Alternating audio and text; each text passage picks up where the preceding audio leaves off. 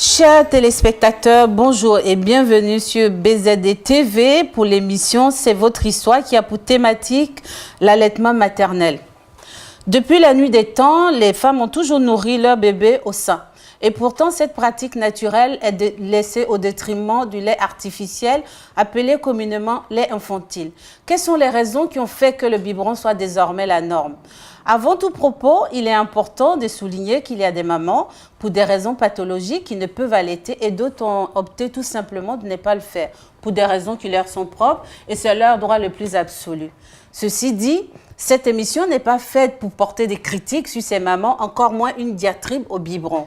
Je reçois des invités qui sont des mamans et une professeure en lactation. Bonjour, vous êtes? Alors moi je suis Myriam Oui. et je suis consultante en lactation certifiée IBCLC. D'accord, merci Voilà. d'avoir accepté notre invitation.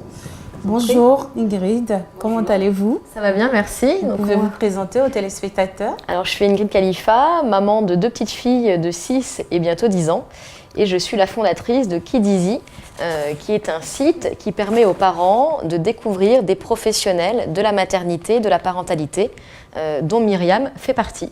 Alors, nous allons rentrer dans le vif du sujet. Nous allons parler de l'allaitement maternel.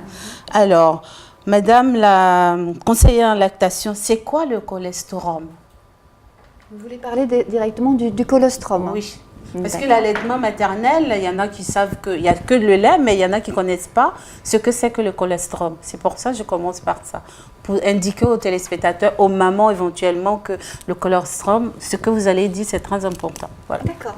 Alors le colostrum, c'est la première sécrétion lactée de la maman. Elle en produit déjà lorsqu'elle est enceinte, donc durant sa grossesse. D'accord. La deuxième partie de sa grossesse, elle sécrète déjà du colostrum. Oui. Et c'est donc ce que le bébé aura les premiers jours après la naissance, après l'accouchement, D'accord. avant que le lait de transition et le lait mature Oui. arrivent. On appelle ça la montée de lait qui se passe 2, 3, 4 jours après l'accouchement.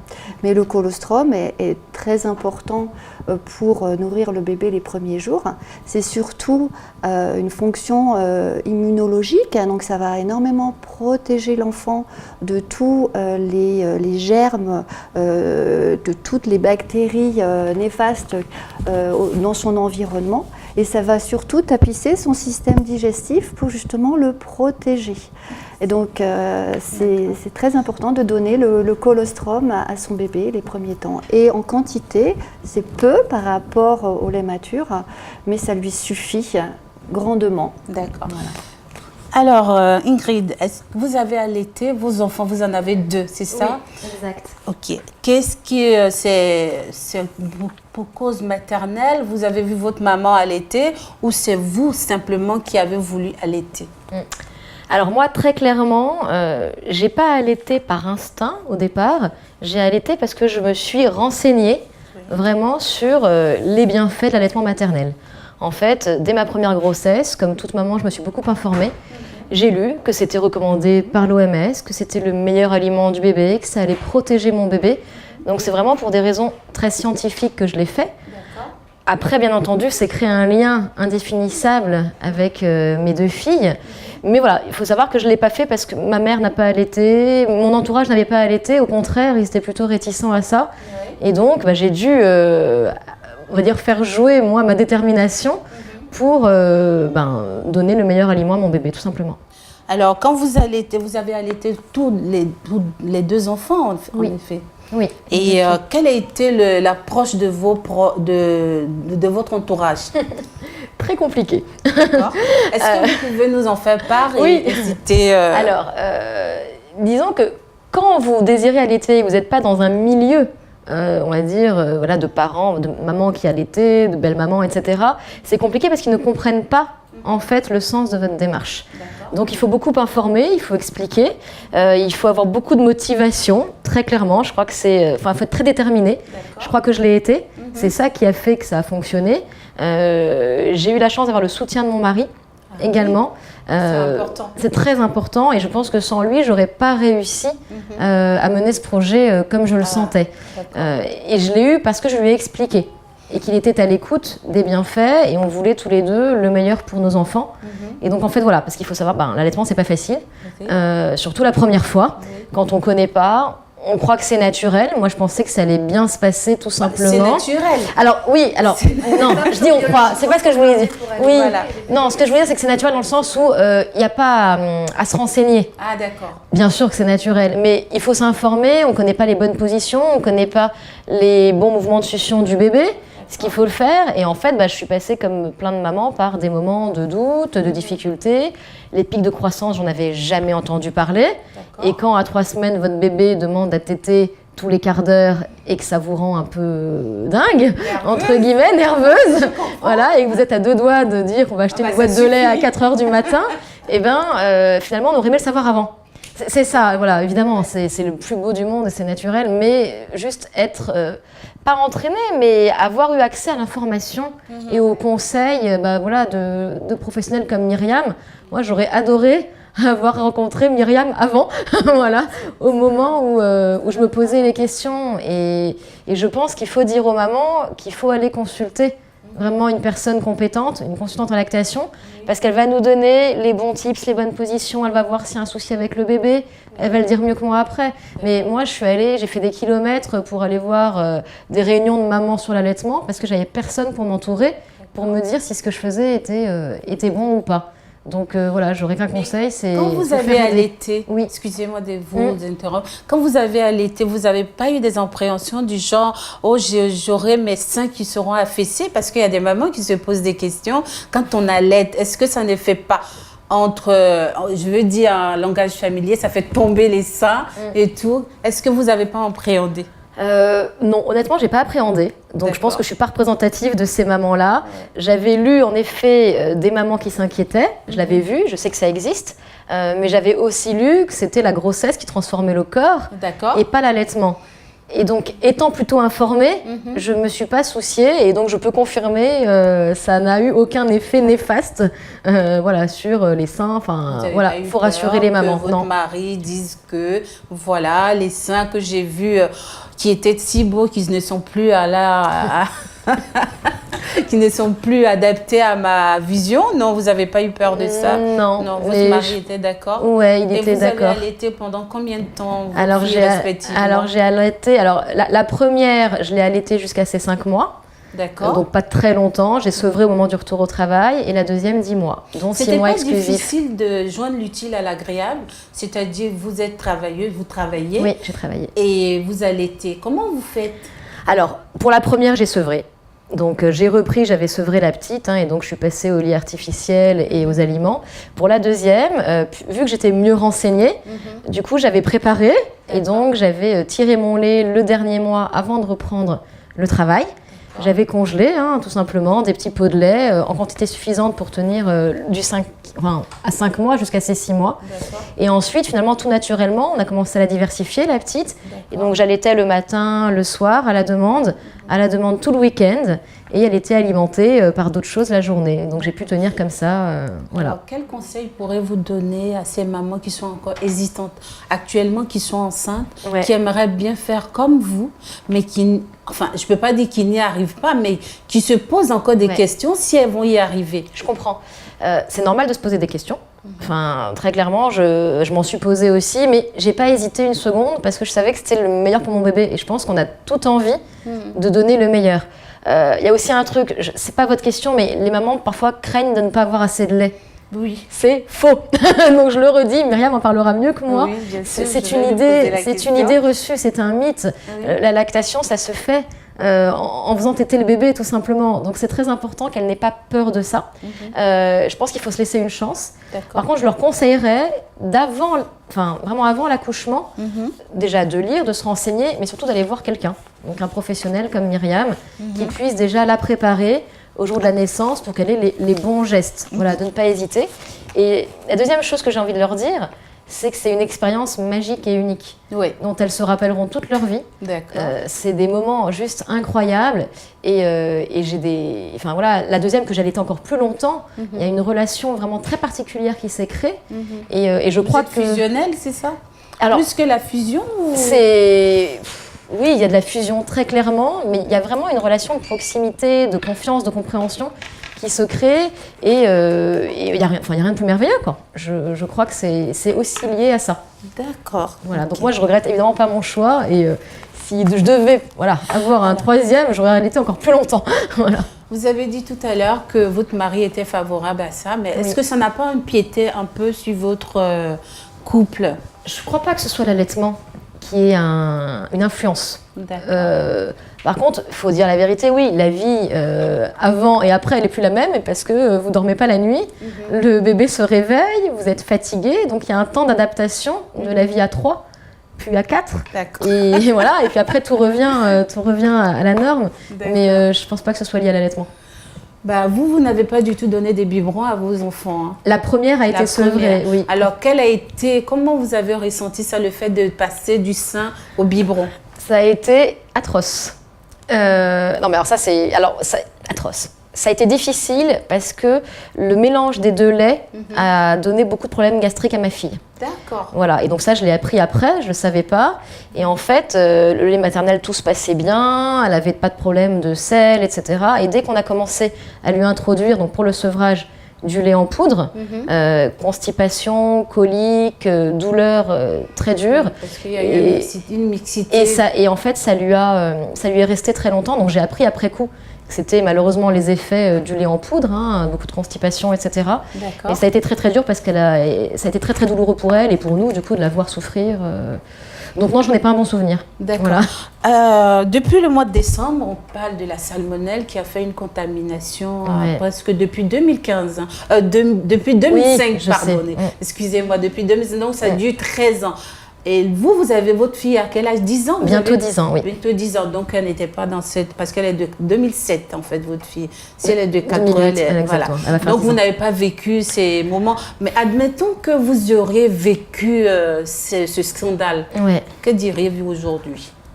Qu'est-ce que vous voulez que je vous dise? Je suis déjà stupéfaite, je pense, comme tout un chacun, du fait que les contrôles ne soient pas opérés correctement dans des structures et des établissements qui ont qui sont d'une telle importance et qui donnent de l'alimentation à nos bébés.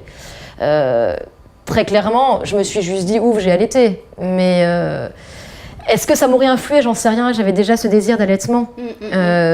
Lactalis ou pas lactalis, entre guillemets. Donc du coup, j'avais déjà ce désir. Très clairement, le fait de le voir maintenant, oui, ça peut que renforcer l'envie d'allaiter. On sait tous les bienfaits, on sait toute l'immunologie que ça a pour le bébé et pour la maman. Il n'y a pas que pour le bébé, c'est aussi pour la maman. On va y revenir. Voilà. Je vais poser la question à madame la conseillère. Et puis en maintenant, lactation. on se dit qu'on peut avoir notre petit enfant à l'hôpital pour la salmonellose. Évidemment, je crois que ça peut que rajouter une condition aux parents pour allaiter. D'accord. Bon, ben merci bien, Merci à Ingrid. vous. Et puis, vraiment, bon retour. Merci. Et à la prochaine, je vais maintenant recevoir madame Freytag. Alors, Myriam, je reviens vers vous. Après l'édit de Ingrid, vous allez vous présenter et nous dire ce que vous faites dans la vie. Bien sûr. Alors donc je suis Myriam, je suis consultante en lactation, certifiée IBCLC. Alors Ça veut dire quoi? Alors justement, ça veut dire International Board Certified Lactation Consultant. Oula. En fait, c'est une certification, c'est la seule certification professionnelle Oui. Internationale D'accord. et donc reconnue internationalement dans le domaine de l'allaitement et de la lactation Donc, humaine. vous pouvez servir Voilà. partout. Voilà, Vous pouvez exactement. En fait, exercer c'est la même partout. certification dans le monde entier. C'est le même examen que l'on passe, par exemple, en Afrique, en Europe, aux États-Unis, en Asie. C'est exactement exactement le même examen dans des langues différentes. D'accord. Et cette certification, on doit la garder, en fait, on la garde seulement 10 ans. On doit se recertifier tous les 5 ans par des modules de formation continue. Et tous les 10 ans, on doit repasser l'examen. Parce que justement, il y a énormément de nouvelles études qui sont publiées sur la lactation humaine, sur l'allaitement. Donc ça progresse, c'est une science qui est vraiment très intéressante et on doit toujours être à jour. D'accord, voilà. Allez-y. Et donc sinon, je travaille en Île-de-France. D'accord. Je travaille en libéral. Je travaille dans un cabinet à Boulogne-Billancourt. D'accord. Dans le 92. Dans le 92, mais j'interviens aussi dans le 75, dans le 78 parce que je me déplace à domicile et dans les maternités. C'est bien pour les mamans qui voudraient bien vous contacter. Absolument. Et je travaille en réseau avec donc des pédiatres, des gynécologues, des sages-femmes. J'ai un bon réseau de sages-femmes qui me font confiance et qui orientent leurs patientes vers moi lorsqu'il y a un souci d'allaitement. Voilà. Donc je peux les voir en prénatal et ça je trouve que c'est formidable justement comme disait Ingrid et j'insiste là-dessus, c'est que plus la maman, le couple en fait, les futurs parents vont être informés sur l'allaitement, sur les besoins de l'enfant et pour avoir des attentes réalistes, mieux ils vont mettre en place leur allaitement.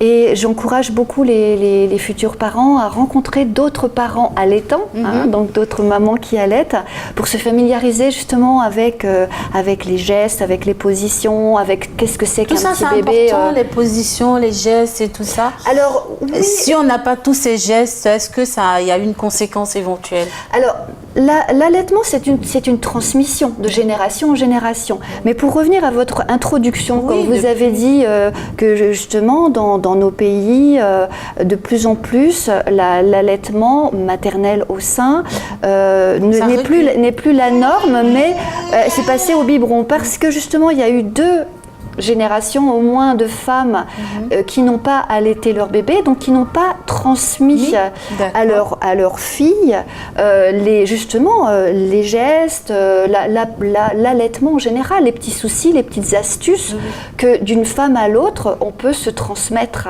vous voyez. D'où les consultantes en lactation, maintenant on a beaucoup de travail justement parce que c'est bien. C'est bien, oui, mais en même temps on se dit tout ça est dû à un manque de transmission de génération en génération. Voilà. Il y a eu un loupé. Et puis il y a eu aussi l'industrie des préparations pour nourrissons, du lait infantile, qui a vraiment, je veux dire, il y a une croissance incroyable. Ils ont un marketing incroyable. Il y a un très très gros lobby aussi. Oui, c'est ça. Du coup, ça représente des millions d'euros, des millions de dollars. Et en fait, ça n'est pas pour aider les mamans. Et c'est important que les mamans reviennent justement à ce qui est naturel dont vous parliez tout à l'heure, parce qu'on est biologiquement programmés pour allaiter, les bébés sont biologiquement programmés pour téter. Donc, avec du soutien, de l'information et des petits aménagements, toute femme est absolument capable d'allaiter son enfant. On quitte le plateau et on va du côté de Nanterre rencontrer Stéphanie Freytag et ses 2 enfants. Bonjour Madame Stéphanie Freytag. J'ai pas écorché le nom. C'est ça, tout à fait. Voulez-vous bien vous présenter et ainsi que votre famille? Donc je suis Stéphanie Freytag, je vais avoir 40 ans, mon fils Cassian qui a 10 mois et ma fille Aérine qui a 9 ans. D'accord. Comment avez-vous nourri vos enfants jusque-là? Alors ma fille est née, je l'ai allaitée jusqu'à 5 mois et demi. D'accord. Et comme j'avais repris le travail à 2 mois et demi, j'étais très fatiguée, donc j'ai dû arrêter d'allaiter. Et j'étais très frustrée de devoir arrêter. Et donc du coup, mon petit bonhomme, je l'allaite toujours et je m'organise pour continuer à l'allaiter et à profiter, puisque je ne pense pas avoir d'autres enfants. Ah bon? Parce qu'on a mis beaucoup de temps à avoir ce petit garçon et qui a été difficile à avoir. Oui. Et donc je profite au maximum. D'accord. Mais pourquoi étiez-vous frustrée pour votre première? Parce que vous n'arrivez pas à allaiter? J'aurais aimé pouvoir l'allaiter plus longtemps. Et voilà, avec la reprise du boulot très rapide, c'était fatigant de la nourrir. En fait, c'est surtout parce qu'elle tétait beaucoup la nuit. D'accord. Et en fait, faire les deux, c'était vraiment Oui, joindre l'utile à l'agréable, c'était un peu compliqué. Voilà, donc à partir de 5 mois et demi, quand elle a commencé à manger en fait des aliments solides, on a arrêté l'allaitement. Et elle est passée au biberon au final. Pour vous, c'était une obligation maternelle ou naturelle? C'était naturel. Naturel, d'accord. Comment, au jour d'aujourd'hui, vous avez un petit garçon de 10 mois, Oui. Cassien, vous l'allaitez, Oui. Vous travaillez? Oui. Et comment joignez-vous les deux bouts? C'est-à-dire le travail, venir l'allaiter, vous retournez au travail et tout ça. Alors, ça doit être un peu compliqué pour vous. Quand je suis au travail. Et quand je suis là, je l'allaite. Et quand je ne suis pas là, il ne prend pas de biberon en fait. Donc que ce soit mon lait ou du lait artificiel, il n'en veut pas. C'est maman ou rien. D'accord. Donc quand je suis pas là, en fait, il mange du solide. D'accord. Et c'est un bon mangeur. Donc je m'inquiète pas, il a ce qu'il faut. D'accord. Donc quand vous sortez, vous ne faites pas les tirages de lait? Je fais de temps en temps du tirage de lait, c'est plus pour désengorger mes seins. D'accord. Et donc comme ça j'ai un biberon d'avance, mais j'ai rarement plus d'un biberon d'avance. Donc ça me permet de pouvoir aller me balader. Et, mon mari essaye de lui donner le biberon, mais il prend pas grand chose. Surtout qu'il a une diversification alimentaire. Je pense que ça vous arrange aussi un peu quelque part. Oui, mais quand vous êtes là, il ne veut rien savoir. Il veut le lait de maman. C'est maman ou manger. Ou manger, d'accord. Au vu de toutes ces problématiques, quels conseils pourrez-vous donner aux mamans? Ce n'est pas pour porter un jugement sur elles, mais qu'est-ce que vous pouvez dire comme conseil, donner comme conseil pour l'allaitement? Pas les forcer, bien entendu. Franchement, pour moi, ça s'est fait tout seul. Il y a juste pour mon fils où j'ai eu des crevasses tout de suite dès les premières tétées. Et il y a une ostéo qui est venue, qui l'a manipulé. Il avait 24 heures et c'est parti tout de suite. J'ai eu des problèmes pendant une semaine, le temps que ça cicatrise. Mais vous avez vraiment être pris très tôt, quoi. Est-ce que vous appréhendez que vos seins s'affaissent? Non, parce qu'il y a des mamans aussi qui trouvent que le fait d'allaiter, ça affaisse les seins. Or, le corps de 20 ans n'est plus le corps de 40 ans. Alors, j'ai des tout petits seins. Donc, quelque part, je suis très contente d'allaiter parce que du coup, et je me dis, de toute façon, je vais revenir à un truc tout petit. Donc, même si ça s'affaisse, ce sera pas grand-chose. D'accord. Donc, voilà. J'ai pas cette problématique-là. Après, dans ma famille, tous les gens qui ont allaité avaient plus de poitrine après l'allaitement qu'avant. Ah oui. Donc on a cette chance-là. Donc vous pensez que vous ferez partie de... Je continue au maximum pour gagner du modèle. C'est bien. Bon, ben, Madame Freitag, merci de votre réception. À bientôt. À bientôt. Merci. Avant de retrouver le plateau, allons rendre une petite visite à Véronique Tarmanja, conseillère en lactation. C'est juste la norme biologique pour un bébé d'être allaité. Le lait maternel, c'est son aliment naturel. Donc, forcément, il est fait pour le petit homme, au même titre que le lait de vache est fait pour un veau ou le lait d'une baleine pour un baleineau. Donc, le lait maternel est fait pour le bébé humain et il est particulièrement adapté à sa croissance, puisque chez un bébé, ce qui doit grossir le plus vite, c'est le cerveau, et que donc le lait maternel, par exemple, est très riche en lactose, le sucre du lait qui permet au cerveau de se développer. Alors, dangereux aujourd'hui dans notre pays, non, je dirais pas jusque-là. Dans certains pays, c'est dangereux parce qu'on n'a pas les moyens de reconstituer correctement une préparation pour nourrissons. Chez nous, on ne peut pas dire que ce soit dangereux, mais par contre, on augmente les risques de certaines pathologies quand on n'allaite pas un enfant. Donc, il a plus de risques de développer certaines pathologies ORL, certaines pathologies digestives, certains cancers infantiles, malheureusement. Et donc, oui, on augmente les risques. Mais après, on parle de risques sur des études qui étudient des milliers de bébés. Ça ne veut pas dire que votre enfant à vous, puisqu'il n'est pas allaité, sera malade. Ça, on n'en sait rien. On peut très bien avoir un enfant qui est exclusivement allaité et puis qui est malade quand même. Hein. Mais c'est juste qu'en termes de statistiques, sur des grands nombres, les bébés qui ne sont pas allaités ont tendance à être plus malades. Ces premiers à-coups, c'est déjà du lait maternel en fait. On l'appelle le colostrum parce que c'est le premier lait qui est plus riche en nutriments et extrêmement concentré parce que l'estomac du bébé à la naissance est tout replié et donc a une petite contenance et qu'il ne pourrait pas boire du lait en grande quantité. Donc on a ce premier lait qui est très concentré qu'on appelle le colostrum et extrêmement nutritif. Après, sur la durée de l'allaitement, d'abord, chaque femme est libre de faire ce qu'elle veut en termes de durée. Plus un enfant est allaité longtemps, mieux c'est pour lui en termes de santé, ça c'est sûr. Et puis un enfant qu'on laisse téter aussi longtemps qu'il veut, de toute façon, à un moment donné, il va s'arrêter quand il n'en aura plus besoin. Alors, il ne s'arrête pas à 3 mois. Un enfant qu'on laisse téter à volonté, en général, il s'arrête entre 2 et 5 ans, selon les enfants. Allaiter un enfant jusqu'à 7 ou 8 ans, ça existe, c'est vrai.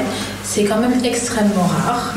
Et à mon avis, ça pose pas de problème si l'enfant le souhaite toujours et si c'est pas une pression de la maman pour continuer. Elle peut tout à fait continuer à allaiter pendant la durée de sa grossesse. D'accord.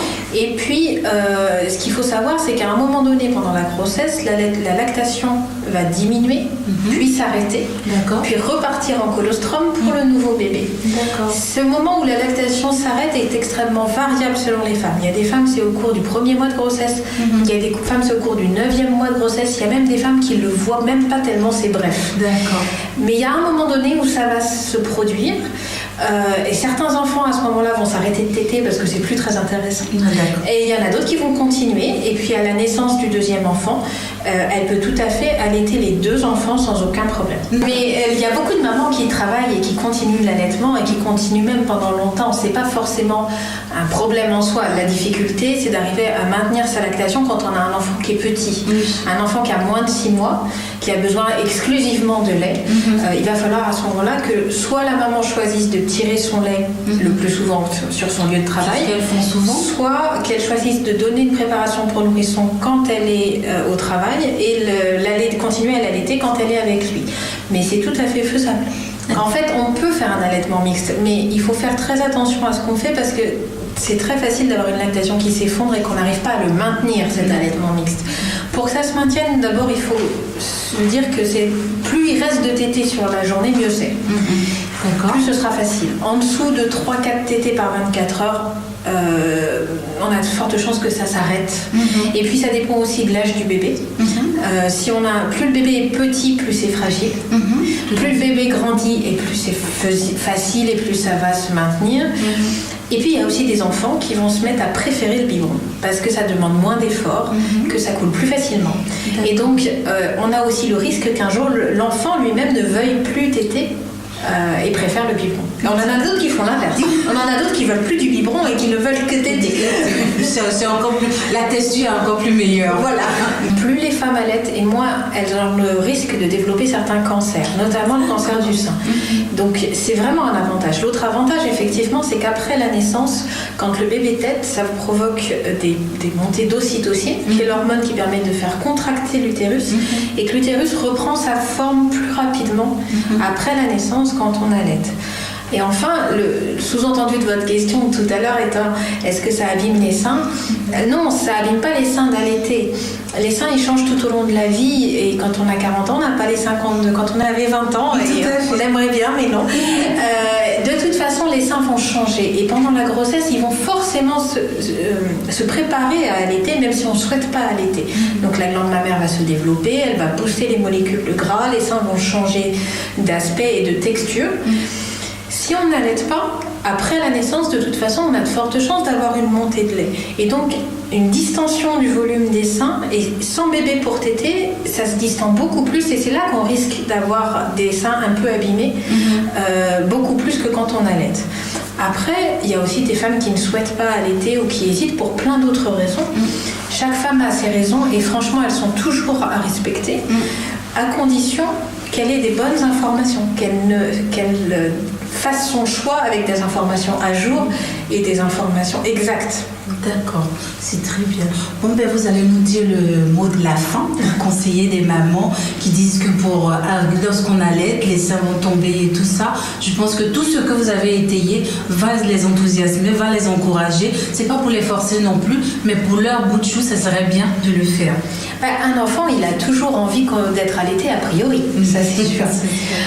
Après, c'est vraiment à chaque femme de faire ce qui lui semble le mieux dans sa situation. Je cherche jamais à inciter les femmes à allaiter parce que ça n'a pas de sens. Chaque femme est un adulte et elle peut prendre les meilleures décisions pour elle et son enfant. C'est à elle de sentir ce qui est le plus important pour elle. Merci Véronique. Allez, fini notre balade, on retrouve Ange Tamia et ses invités. Je reçois maintenant 2 invités, Cassien et sa maman. On était chez vous la dernière fois à Nantin dans le 92 pour un reportage. Vous allez bien? Oui, très bien, merci. D'accord. Alors, coucou Cassien.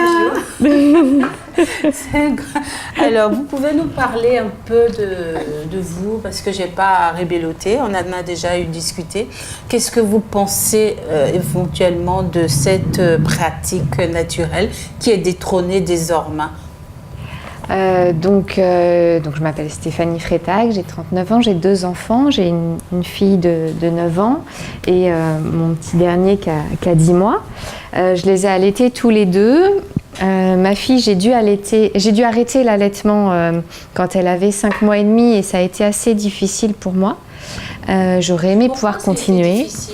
Parce que j'avais envie de continuer, mais j'avais repris le travail. Vous aurez voulu jusqu'à quel âge, par exemple? Je sais pas. Comme pour lui, en fait. Voilà. J'ai pas de date de fin, en fait. C'est tant que ça se passe bien pour lui, tant que ça se passe bien pour moi, on continue et c'est très bien. En fait, je peux revenir là-dessus à propos du sevrage. Beaucoup de mamans qui doivent reprendre le travail pensent que et on leur fait croire en fait que le fait de reprendre le travail, il va falloir sevrer complètement l'enfant. En fait, il y a énormément de choses qu'on peut faire. Il y a vraiment tout un échantillon, tout un éventail en fait de choix possibles en fonction évidemment du mode de travail de la maman, des souhaits de la maman, du mode de garde de l'enfant, en fonction de l'âge de l'enfant. Mais tout est possible. C'est-à-dire que reprise du travail n'est pas équivalent à sevrage complet, obligatoire de l'enfant. Et ça, de plus en plus de femmes ont envie de le faire. Toujours pareil, c'est l'information, c'est le soutien entre mères, c'est la détermination personnelle dont parlait Ingrid, la confiance en soi et tout est vraiment possible. Hein, voilà, je voulais revenir là-dessus. J'ai repris mon travail. Elle avait 2 mois et demi. D'accord. Et donc j'ai continué à l'allaiter jusqu'à 5 mois et demi. En fait, j'étais trop fatiguée parce qu'elle ne dormait pas la nuit. Et donc du coup, la journée, il fallait que je travaille. C'est difficile. Et c'est très difficile. Ouais. Voilà, très fatigant. Et en France, on reprend le travail assez tôt comparé à d'autres pays, comme les pays scandinaves par exemple, où on a 1 an de congé de maternité. Donc là, on peut vraiment dans les pays scandinaves, ici en France, non. Ben non, en France, la reprise du travail se fait à 3 mois après, ça dépend de 2 mois et demi. C'est 2 mois et demi. De maternité. Si vous en avez 2, vous avez 6 mois, vous avez 3, vous avez 7 ou 8 mois. Là, ça vous met le temps de pouvoir aller... Avec le congé parental, mais sinon, on l'a pas. D'accord. Non, c'est vraiment... C'est 2 mois et demi. Est-ce que c'était bon, vous m'avez dit tout à l'heure que c'était difficile d'allaiter, mais est-ce qu'il y a des... Enfin, c'était pas difficile d'allaiter, c'était difficile d'arrêter. Excusez-moi. Oui, parce que ça s'est fait très, très naturellement pour le coup. Quels sont les moyens qu'on peut mettre en place pour pouvoir allaiter son enfant? Parce que des fois, les mères culpabilisent. Elles disent que oui, je vais reprendre mon travail, qu'est-ce que je vais faire? Et les proches qui sont en train de toujours vous taguer pour dire mais il faut arrêter maintenant, l'enfant a 3 mois, il a 6 mois, il a 10 mois et tout. Est-ce que ça vous freine pas un peu tout ça? Parce que c'est tellement un plaisir d'allaiter.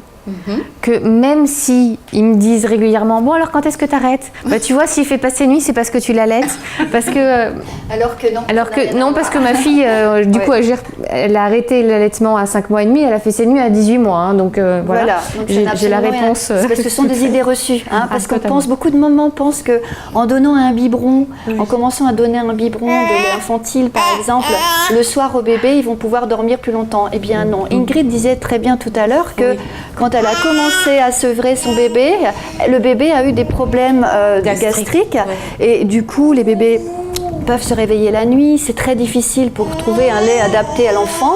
Donc du coup, c'est pas la solution miracle comme beaucoup de gens peuvent penser. D'accord. Parlant de difficultés, je vous emboîte le pas pour demander est-ce que l'allaitement a une situation favorable sur la maman, sur le corps de la maman, ou défavorable? Ah non, toutes les études ont prouvé que l'allaitement maternel a énormément de bénéfices pour la mère, pour le corps de la mère. Et la mère et l'enfant. La mère et l'enfant. En fait, moi j'ai une petite formule que je dis, que j'aime beaucoup. C'est quoi? Oui, tout à fait. Le sein est bon pour le bébé, mais le bébé est bon pour le sein. D'accord. Voilà, parce que justement, on sait que les mamans auront beaucoup moins de risques de développer, par exemple, un cancer du sein lorsqu'elles allaitent. Et plus elles vont allaiter longtemps et plus elles vont avoir d'enfants aussi, parce que ça c'est un facteur aussi qui va diminuer les risques de cancer du sein, par exemple, du cancer du sein, des ovaires, parce que les seins deviennent matures. En fait, on parlait tout à l'heure de la norme biologique. Nous avons des seins pour nourrir nos enfants et aussi... Nous ne sommes pas quand même des vaches à lait. Non, pas du tout. Voilà, parce qu'il y en a qui... Oui, non, mais il y en a qui le disent, si tu allaites trop, t'es pas une vache à lait. C'est frustrant quand même. Non, mais moi, je n'ai jamais aimé la formule, parce qu'en fait, moi, quand vous disiez tout à l'heure, vous parliez donc de la place du mari. Voilà. Alors, moi, je dis que c'est pas parce qu'on allaite que les seins ne représentent pas aussi une certaine érotisme. On peut avoir les deux fonctions. Moi, je parle souvent des mains, de la bouche. Elles ont plein de fonctions différentes. Alors, se dire que la bouche, c'est réservé, par exemple, à manger, donc la fonction biologique, vous savez très bien que ça peut faire plein d'autres choses. Ah, juste. Du coup, les seins... Renseignez-moi, je sais pas. Non, mais c'est embrasser, c'est des jeux amoureux. Donc, du coup, les seins... L'image que l'on a des seins dans les sociétés où l'allaitement n'est pas la norme, eh bien, on ne voit le sein que sous son aspect érotique. Oui, c'est ça. Mais le sein, bien sûr, le sein attire, le sein est érotique, mais il a aussi cette fonction première de nourrir l'enfant. Vous voyez? Donc ça n'est pas du tout incompatible. Vraiment, et ça, je trouve que c'est important de le dire. C'est important de le dire. Et alors, mon mari est très content que j'allaite pour le coup, parce que maintenant j'ai des seins. Quand j'allaite, j'ai une belle poitrine et il est très content de pouvoir en profiter. Exactement. Et moi, je me souviens quand j'allaitais mes enfants, mon premier enfant, je me souviens c'est une petite anecdote, mais je trouve que ça m'a beaucoup touchée. J'étais au bord d'une piscine et j'allaitais mon enfant. Et il y a un monsieur qui est venu vers moi, c'était un monsieur en couple, il est venu vers moi et il m'a dit « Madame, c'est le plus beau geste du monde ». Ah oui, ça m'a vraiment touchée. Ça m'a vraiment touchée parce que c'est vrai que c'est un très beau geste d'allaiter son enfant. Et d'ailleurs, c'est tellement représenté dans la peinture, dans les sculptures, donc on sait bien que c'est attirant. Que c'est beau. Parlant de... Je ne sais pas si c'est une idée reçue, mais on nous dit souvent que l'allaitement favorise le rétrécissement de l'utérus. Est-ce que c'est vrai, vous qui êtes conseillère en lactation? Eh bien, en fait, juste après l'accouchement, le fait de mettre son bébé au sein va permettre justement à l'utérus de se contracter. Donc, de se recontracter d'abord pour faire venir le placenta et aussi de se recontracter pour reprendre une forme, sa forme initiale. Ça va prendre à peu près 5-6 semaines, mais en tout cas, ça favorise justement grâce à l'ocytocine que l'on produit lorsqu'on allaite pour justement que l'utérus se recontracte et reprenne sa forme. D'accord. Et ça donne une belle silhouette, par exemple? Bien oui, bien sûr. Enfin, tout va dépendre des femmes, de l'alimentation, du mode de vie, de plein de choses. Mais en tout cas, c'est vrai que ça y contribue. Alors, tout à fait. quel conseil pourriez-vous dire aux mamans qui sont encore hésitantes pour allaiter? Par exemple, leur mari va leur dire « Non, je ne veux pas que tu allaites parce que ceci, parce que cela ». Quels sont les conseils que vous pouvez donner à ces mamans pour cette pratique naturelle qui est très importante? Bien sûr. Comment dire, les mots se bousculent dans ma bouche parce que je suis tellement contente, émue de cette émission pour les enfants, pour leur immunité. Tout à fait. Alors moi je dirais que c'est vrai que l'allaitement est un projet de couple, hein, sauf si la maman n'a pas de mari ou est seule, elle a son bébé toute seule. Ce qui peut arriver. Mais j'ai des mamans qui sont célibataires et qui ont eu des bébés, donc elles ont encore besoin de soutien de leur entourage. Mais en tout cas, bon, si on parle du couple, en tout cas c'est un projet. C'est important d'en parler parce qu'on doit prendre une décision éclairée, donc bien s'informer et surtout, moi je pense que c'est très très important parce que souvent on les oublie, le bébé.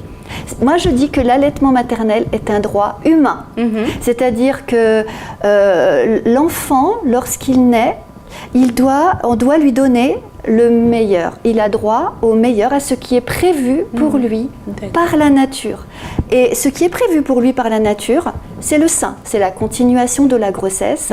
Et qu'une maman ne veuille pas allaiter du tout, c'est important de le respecter, mais elle doit s'informer d'abord avant de prendre une décision. J'ai soutenu des mamans qui avaient un rapport au corps difficile, qui par exemple avaient eu des problèmes d'abus sexuels durant leur jeunesse, qui avaient eu... Ça peut rentrer en ligne de compte. Mais on peut les soutenir, les écouter, et elles peuvent très bien commencer à faire du tir-allaitement. Alors le tir-allaitement, ça veut dire tirer son lait. Exclusivement et le donner au bébé au biberon. Du coup, c'est un bon compromis. La maman, par rapport à son corps, elle n'imagine pas avoir son bébé au sein constamment parce que c'est douloureux pour elle dans son passé. Ou alors elle est très pudique et elle n'est pas prête à le faire. Mais si on lui explique que justement pour la santé de son enfant, pour sa santé à elle aussi, le fait d'être en lactation va l'aider, va aussi pour vraiment dans sa santé à long terme, même l'ostéoporose, enfin il y a énormément de choses qui sont bénéfiques pour le corps de la maman. Eh bien en lui expliquant tout ça, peut-être qu'elle prendra cette décision. Et souvent, moi j'ai eu des mamans comme ça et qui n'ont pas regretté. Elles se sont senties très fières. Et je pense que ça, c'est important de dire que le fait d'allaiter, le fait de donner son lait à un bébé, on continue la vie et on devrait être valorisé dans la société. On devrait en être fiers. On devrait absolument. Et aussi les gens autour de nous, toute la société en général. C'est une question de santé publique. Et on devrait vraiment... valoriser les mères et leur dire mais c'est formidable ce que vous faites, au lieu de constamment les critiquer ou leur dire, les dissuader d'allaiter en leur disant que le biberon ce sera une libération. Il y a une nouvelle forme de féminisme actuellement, un féminisme biologique qui justement, les femmes ont envie de travailler, ont envie d'être des épouses, ont envie d'être amantes, ont envie d'être maman, allaitante aussi. Et tout est compatible. Vous voyez, et les femmes sont formidables pour ça. Ben, bien sûr, pourquoi pas. Hier, c'était la journée de droit de la femme, donc on peut revendiquer que voilà, on donne vie, on ne peut pas nous laisser en arrière-porte. Voilà.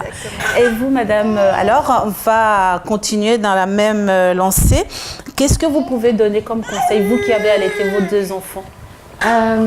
Pour moi, l'allaitement, c'est vraiment quelque chose presque de magique parce que mon corps sait ce qu'il doit produire pour mon bébé et même au cours de la... Alors, c'est des choses que j'ai appris petit à petit, mais au cours de l'allaitement, mon corps s'adapte en fonction de ce qu'il a besoin. Donc, il n'y a rien de mieux. Le biberon, c'est tout le temps la même chose. Voilà, quand on met notre poudre, voilà, on dose la quantité, mais on ne va pas doser la quantité, plus d'eau, plus de graisse, plus de... Enfin, moi, j'ai rien à faire. Mon corps sait quoi faire pour nourrir mon bébé. Et je trouve ça génial. Et si j'avais un conseil à donner, autant pour ma fille, ça s'est fait tout seul et c'est elle qui est venue au sein et qui a tout fait. Ah oui? Ah, c'était super parce que moi je savais pas quoi faire. Elle est montée sur mon ventre, pouf, elle est venue au sein et elle savait où le trouver. Elle savait quoi faire et tout ça. Mignon. Lui, il est né, il était limite prématuré en fait. Et du coup, il était pas bien, il pinçait le sein. Et tout de suite, j'ai senti que ça allait pas parce que ça me faisait mal. Et du coup, j'ai pas laissé les choses se faire. J'ai demandé à ce qu'on m'aide et tout ça. Et il y a une ostéopathe qui est venue, il avait 24 heures et qui l'a manipulé pour aider à ce qu'il t'aide correctement. Et si j'ai un conseil à donner aux femmes qui allaitent, c'est n'attendez pas. L'allaitement, ça fait pas mal. Et si ça fait mal, c'est qu'il y a un souci et n'attendez pas à tout de suite consulter, demander de l'aide parce que autant l'accouchement, oui, ça fait mal et voilà, on n'a pas le choix, mais autant l'allaitement, ça fait pas mal. Donc, on va pas se rajouter ça en plus et on n'a pas besoin d'avoir des crevasses énormes et d'attendre que ça saigne pour dire que ça va mal. Si ça fait mal, c'est pas normal. Donc, allez voir des spécialistes et faites-vous aider et ça se passe bien. L'allaitement, c'est super. Enfin, franchement, c'est un plaisir. Comme Donc, dit Madame Fretta, que c'est un plaisir. Mais là, c'est tout son corps qui est en jeu pour fabriquer le lait. Tandis qu'il y a eu un scandale pas longtemps, en décembre, pour question de bactéries qui étaient dans les laits. Comme elle vient de dire, qu'est-ce que vous aurez... Si vous étiez dans ce cas de figure, qu'aurez-vous fait? En fait, moi, toutes les mamans que je soutenais à ce moment-là, qui allaitaient, elles m'ont... 2005, oui, oui, tout ça à fait fait, 13 mais bien ans. sûr, bien sûr. C'est pas maintenant, donc il y a des enfants qui ont dû être contaminés. Tout à fait. Alors, quand je prépare les futurs parents justement à l'allaitement, je parle aussi des risques de l'alimentation artificielle. Oui. Parce que les gens doivent être conscients. C'est un produit qui est manufacturé, qui est industriel, qui est fait à base donc, de lait de vache, de protéines de lait de vache. Il y a beaucoup de... Les doses, c'est très difficile en fait. Ça n'est pas du tout finalement adapté à la physiologie de l'enfant. Ils ont fait énormément de progrès, certes, mais il y a aussi des erreurs industrielles, des erreurs et aussi ça n'est pas stérile. Donc il y a aussi des infections possibles. Tandis que pour le lait maternel, il n'y a pas de... Parce que le lait maternel, c'est un fluide qui est vivant. On peut le considérer comme le sang blanc, si vous voulez, qui est dynamique, qui a vraiment des cellules vivantes et tout va s'adapter à l'âge de l'enfant et à l'environnement de l'enfant. C'est-à-dire que le lait, par exemple, de Stéphanie est différent. Et en ce moment, il est en train de capter autour d'elle, il y a des petites bactéries, il y a des germes, je suis en contact avec telle ou telle personne, tel ou tel objet. Je vais tout de suite produire des anticorps qui vont se retrouver dans son lait pour protéger l'enfant de cet environnement. Vous voyez, donc c'est ça qui est magique, c'est ce que Stéphanie disait, c'est ce qui est formidable. Voilà. D'accord, bon, mais...